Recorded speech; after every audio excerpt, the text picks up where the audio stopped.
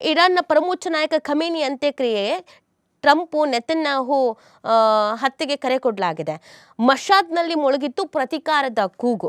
ನೋಡಿ, ಇರಾನ್ನ ಪರಮೋಚ್ಚ ನಾಯಕನಾಗಿದ್ದಂಥ ಅಯೋತಲ್ಲಾ Ali Khamenei ಅವರ ಅಂತ್ಯಕ್ರಿಯೆಗೂ ಮುಂಚಿನ ಅಂತಿಮ ಯಾತ್ರೆ ಗುರುವಾರ ಅವರ ತವರು ಶಿಯಾ ಮುಸ್ಲಿಮರ ಅತ್ಯಂತ ಪವಿತ್ರ ಸ್ಥಳಗಳಲ್ಲಿ ಒಂದಾಗಿರುವಂಥ ಈಶಾನ್ಯ ಇರಾನ್ನ ಮಷಾದ್ ಪಟ್ಟಣದಲ್ಲಿ ಭಾರಿ ಜನಸ್ತೋಮದ ನಡುವೆ ನಡೆದಿರೋದು. ಖಮೇನಿ ಅವರ ಅಂತ್ಯಕ್ರಿಯೆಗೆ ಸಂಬಂಧಿಸಿದ 6 ದಿನಗಳ ವಿಧಿವಿಧಾನಗಳು ಜುಲೈ 4ರಂದು ಆರಂಭವಾಗಿದ್ದು ಗುರುವಾರ ಸಂಜೆ ವೇಳೆಗೆ ಪೂರ್ಣಗೊಂಡಿದೆ. ಖಮೇನಿ ಹತ್ಯೆಗೆ ಪ್ರತಿಕಾರವಾಗಿ ಅವರ ಅಂತ್ಯಕ್ರಿಯೆಯಲ್ಲಿ ಭಾರಿ ಸಂಖ್ಯೆಯಲ್ಲಿ ಜನರು ಸೇರಬೇಕು, ಇರಾನ್ ಪ್ರತಿಕಾರದ ಗರ್ಜನೆ ವಿಶ್ವದೆಲ್ಲೆಡೆ ಅನುಕರಣಿಸಬೇಕು ಅಂತ ಇರಾನ್ನ ಸಂಸತ್ತಿನ ಸ್ಪೀಕರ್ ಮೊಹಮ್ಮದ್ ಖಾಲಿಬಾಫ್ ದೇಶದ ಜನರಿಗೆ ಕರೆಯನ್ನು ನೀಡಿದ್ರು. ಇದನ್ನು ಪ್ರತಿಧ್ವನಿಸುವಂತೆ ಗುರುವಾರ ಅಂತಿಮ ಯಾತ್ರೆಗೆ ಅಪಾರ ಸಂಖ್ಯೆಯಲ್ಲಿ ಸೇರಲಾಗಿತ್ತು. ಜನರು ಮುಸ್ಲಿಮರ ಶಿಯಾ ಪಂಗಡದ ಪ್ರಕಾರ ಪ್ರತಿಕಾರದ ಕೂಗು ಪ್ರತಿಬಿಂಬಿಸುವ ಕೆಂಪು ಧ್ವಜವನ್ನು ಹಿಡಿದು ಜನರು ಸೈತಾನ್ ಟ್ರಂಪ್ನನ್ನ ಸಾಯಿಸಿ ಅಂತ ಬರಹವಿದ್ದಂಥ ಫಲಕಗಳನ್ನು ಪ್ರದರ್ಶಿಸಿ ಆಕ್ರೋಶವನ್ನು ಕೂಡ ಇದೇ ಸಂದರ್ಭದಲ್ಲಿ ಅವರು ವ್ಯಕ್ತಪಡಿಸಿದ್ದಾರೆ. ಮಷಾದ್ ಪಟ್ಟಣದಲ್ಲಿ ಟ್ರಂಪ್ ಮತ್ತು ಇಸ್ರೇಲ್ ಪ್ರಧಾನಿ ಬೆಂಜಮಿನ್ ನೆತನ್ಯಾಹು ಅವರ ಹತ್ಯೆಗೆ ಭಾರಿ ಬಹುಮಾನ ಘೋಷಿಸಿ ಅವರ ಅಣುಕು ಚಿತ್ರದ ಬ್ಯಾನರ್ ಅನ್ನು ಕೂಡ ಕಟ್ಟಲಾಗಿತ್ತು. ಕಂಪ್ಲೀಟ್ ಆಗಿ ಪ್ರತಿಕಾರದ ಕೂಗೆ ಇದ್ದಿದ್ದು ಇಲ್ಲಿ.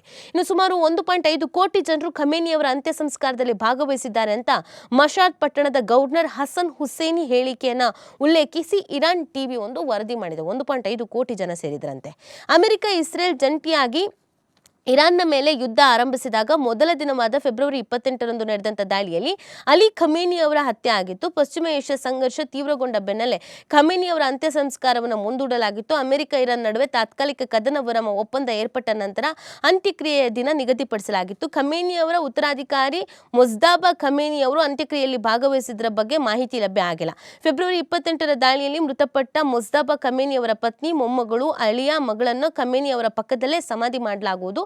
ಶಿಯಾ ಮುಸ್ಲಿಂ ನಾಯಕ ಇಮಾಮ್ ರಜಾ ಅವರ ಸಮಾಧಿ ಸ್ಥಳದಲ್ಲಿ ಖಮೇನಿ ಅವರನ್ನ ಸಮಾಧಿ ಮಾಡಲಾಗುವುದು ಅಂತಲೂ ಕೂಡ ಇದೇ ಸಂದರ್ಭದಲ್ಲಿ ಹೇಳಲಾಗಿದೆ. ಬಹಳ ಪ್ಲಾನ್ ಮಾಡ್ಕೊಂಡಿದ್ರು, ಹೀಗೇನೆ ನಾವು ಅಂತ್ಯ ಸಂಸ್ಕಾರವನ್ನು ಅಂತಿಮ ವಿಧಿವಿಧಾನವನ್ನು ನೆರವೇರಿಸಬೇಕು ಅಂತ. ಹಾಗೇನೆ ನೆರವೇರಿಸಲಾಗಿದೆ. ಆಮೇಲೆ ಅಲ್ಲೆಲ್ಲ ಶಪಥ ಮಾಡಿದ್ದಾರೆ, ನಾವು ನಮ್ಮ ಸರ್ವೋತ್ತಮ ನಾಯಕನನ್ನು ಕೊಲೆ ಮಾಡಿದವರನ್ನು ನಾವು ಕೂಡ ಹಿಂಗೇನೆ ಮಾಡಬೇಕು ಅಂತೆಲ್ಲ ಶಪಥ ಮಾಡಿದ್ದಾರೆ.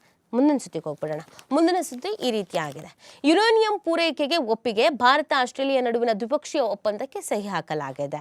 ಅಣು ವಿದ್ಯುತ್ ಉತ್ಪಾದನೆಯಾಗಿ ಭಾರತಕ್ಕೆ ಯುರೇನಿಯಂ ರಫ್ತು ಮಾಡೋದಕ್ಕೆ ಆಸ್ಟ್ರೇಲಿಯಾ ಒಪ್ಕೊಂಡಿದೆ ಅನ್ನುವಂಥದ್ದು ಗೊತ್ತಾಗ್ತಾ ಇದೆ.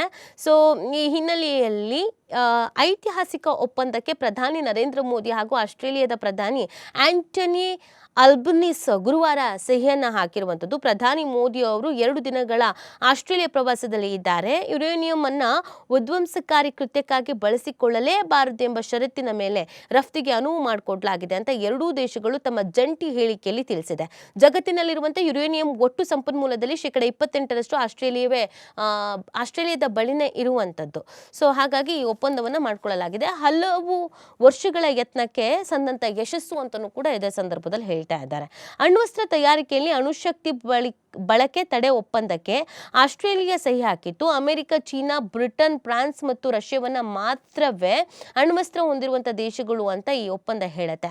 ಅಣ್ವಸ್ತ್ರ ಇರುವಂಥ ಭಾರತವೂ ಸೇರಿ ಈ ಒಪ್ಪಂದಕ್ಕೆ ಸಹಿ ಹಾಕದ ಇತರೆ ಯಾವ ದೇಶಕ್ಕೂ ಯುರೇನಿಯಂ ಮಾರಾಟವನ್ನು ಈ ಒಪ್ಪಂದ ನಿಷೇಧಿಸುತ್ತೆ ಅನ್ನೋದನ್ನು ಕೂಡ ಹೇಳಲಾಗ್ತಾ ಇದೆ. ಈ ಒಪ್ಪಂದವು ತಾರತಮ್ಯದಿಂದ ಕೂಡಿದೆ ಅಂತ ಭಾರತ ಹೇಳಿತ್ತು. 1967ರ ಜನವರಿವರೆಗೂ ಮೊದಲೇ ಅಣ್ವಸ್ತ್ರ ಪರೀಕ್ಷಿಸಿದಂಥ ದೇಶಗಳನ್ನ ಮಾತ್ರವೇ ಅಣ್ವಸ್ತ್ರ ಹೊಂದಿರುವಂಥ ದೇಶಗಳು ಅಂತ ಈ ಒಪ್ಪಂದವು ಕರೆಯುತ್ತೆ. ಇದು ಸರಿಯಲ್ಲ ಅಂತ ಭಾರತ ವಾದಿಸಿತ್ತು. ಭಾರತವು 1974ರಲ್ಲಿ ಮೊದಲ ಬಾರಿಗೆ ಅಣ್ವಸ್ತ್ರ ಪರೀಕ್ಷೆಯನ್ನು ನಡೆಸಿತ್ತು. ಈ ಕಾರಣ ಭಾರತವನ್ನ ಅಣ್ವಸ್ತ್ರ ಹೊಂದಿದ ದೇಶ ಅಂತ ಈ ಒಪ್ಪಂದ ಒಪ್ಪಿಕೊಳ್ಳೋದಿಲ್ಲ. 1998ರ ಅಣ್ವಸ್ತ್ರ ಪರೀಕ್ಷೆ ನಡೆದಂಥ ಬಳಿಕ ಭಾರತಕ್ಕೆ ಯುರೇನಿಯಂ ರಫ್ತು ಮಾಡುವುದಕ್ಕೆ ನಿರ್ಬಂಧವನ್ನು ಕೂಡ ಹೇರಲಾಗಿತ್ತು. ಸೊ ಇನ್ನು ಇದೇ ವಿಚಾರಕ್ಕೆ ಸಂಬಂಧಪಟ್ಟಂತೆ ಆಗ ಬಿಜೆಪಿನೂ ಕೂಡ ಇದನ್ನು ವಿರೋಧಿಸಿತ್ತು ಅಂತ ಹೇಳ್ತಾ ಇರುವಂಥದ್ದು.